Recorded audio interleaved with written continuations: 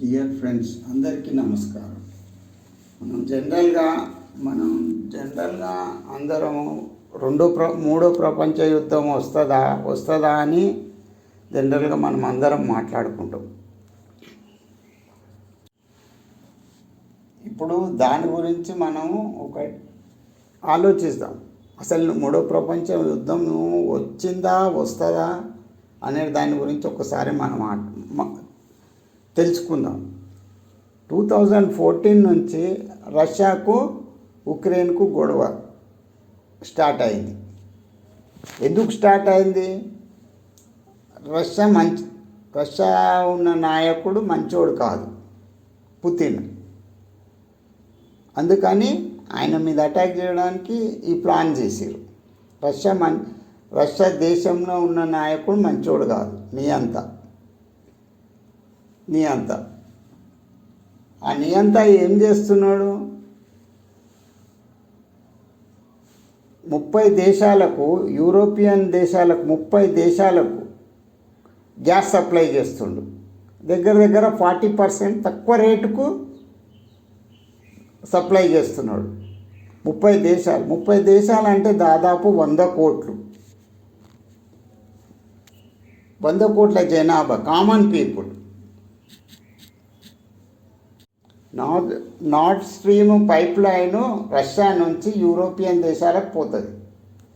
Nord Stream pipeline 2 pipe లైన్లు, ఒకటేమో continue నడుస్తుంది, ఇంకొకటేమో Nord Stream second pipeline ఏమో ఆల్మోస్ట్ 60 నుంచి 80% కంప్లీట్ అయ్యింది.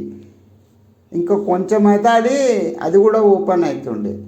ఈ గ్యాసు యూరోపియన్ కంట్రీస్కు చాలా అవసరం, కామన్ పీపుల్కు.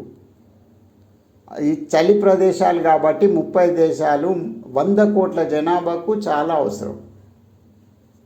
పుతిను రష్యన్ ప్రెసిడెంట్ ఏం చేస్తున్నాడు? దాదాపు 40% తక్కువకు గ్యాస్ సప్లై చేస్తున్నాడు.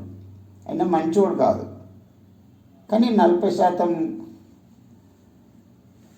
తక్కువ ధరకు 30 దేశాలకు 100 కోట్ల జనాభా కామన్ పీపుల్కు సప్లై చేస్తున్నాడు. ఆ పైప్ లైను, ఆ నార్డ్ స్ట్రీమ్ పైప్ లైను ఒకటి 60% నుంచి 80% కంప్లీట్ అయింది. ఇంకో కొంచెం అయితే అది కూడా ఓపెన్ అవుతుండే. అది ఆపేపించింది అమెరికా. ఇప్పుడు ఇది కూడా ఉన్న లైన్ కూడా పేల్చేపించింది.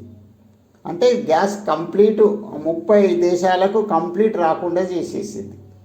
చీప్లో వస్తుంది, దాదాపు 40%. అయినా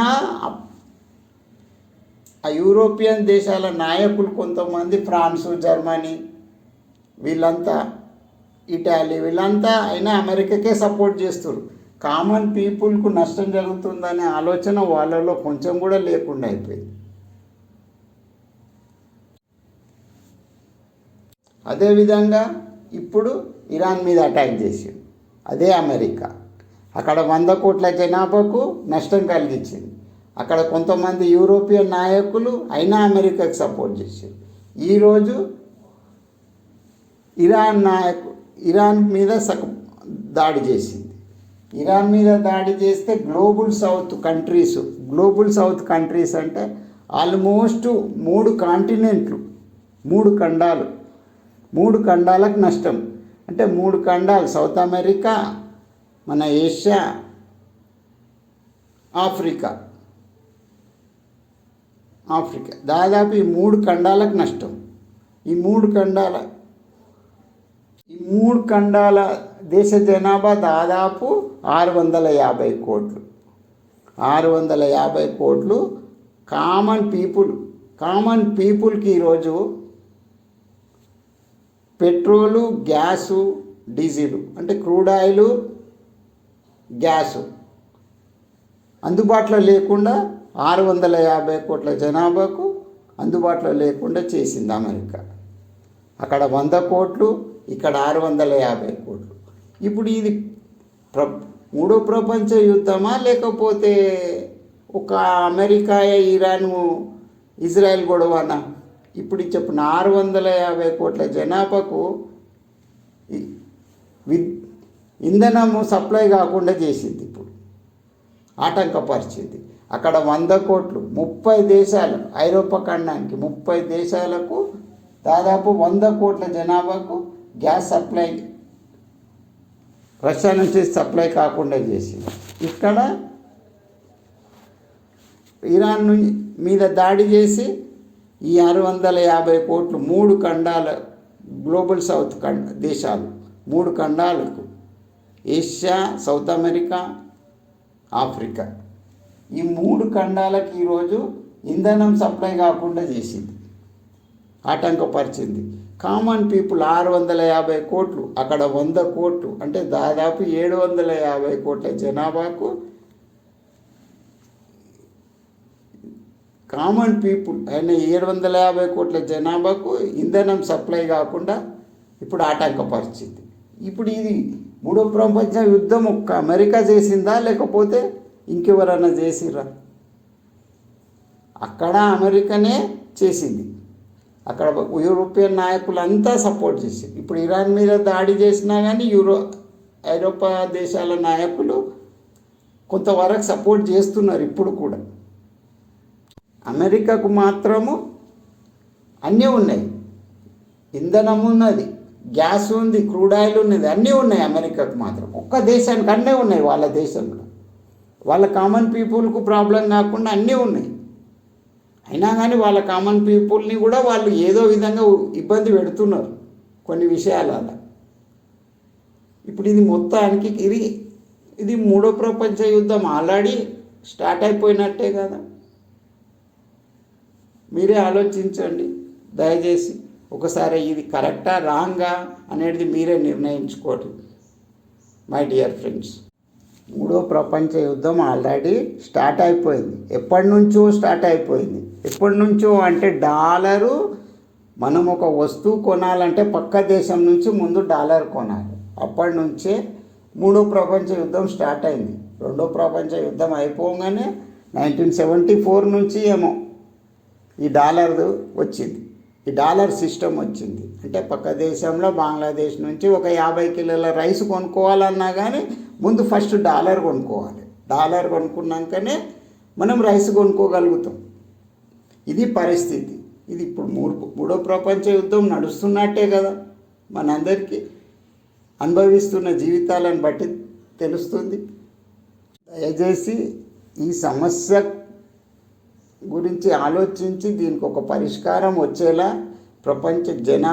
ప్రపంచంలో ఉన్న నాయకులు అందరూ ఆలోచించి దీనికి ఒక పరిష్కారం తీసుకొస్తే బాగుంటుంది మనకు అందరికీ.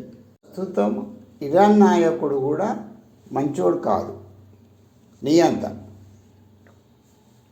అని అటాక్ చేసి ఆయనను చంపేసారు అమెరికన్స్. కానీ ఇరాన్ నాయకుడు క్రూడ్ ఆయిల్ ప్రపంచంలో అందరికన్నా తక్కువకు ప్రపంచ ప్రజల కోసం అమ్ముతున్నాడు. అందరికన్నా తక్కువ కంటే 20% వరకు తక్కువ రేటుకు క్రూడ్ ఆయిల్ అమ్ముతున్నాడు ప్రపంచ ప్రజల కోసం, కామన్ పీపుల్ కోసం.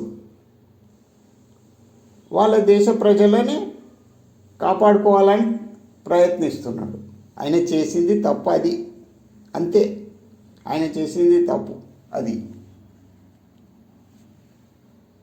అక్కడ పుతిన్ గ్యాస్ సప్లై 40% తగ్గక అమ్మితే ఆయన మంచోడు కాదు, నీ అంత. ఇక్కడ ఖొమైనీ వాళ్ళ ప్రజలను కాపాడుకొని ప్రపంచ ప్రజల కోసం, కామన్ పీపుల్ కోసం ఆయన క్రూడ్ ఆయిల్ 20% తక్కువకు అమ్ముకుంటే ఆయన మంచోడు కాదు, నీ అంత. ఇప్పుడు అమెరికా ఒక్కటే మంచిది, ఎవ్వరు మంచోళ్ళు కాదు, ప్రపంచంలో ఉన్న ఎవ్వరు మంచోళ్ళు కాదు. సొంత ఫ్రెండ్స్, వాళ్ళంతా క్లోజ్ ఫ్రెండ్స్, జర్మను,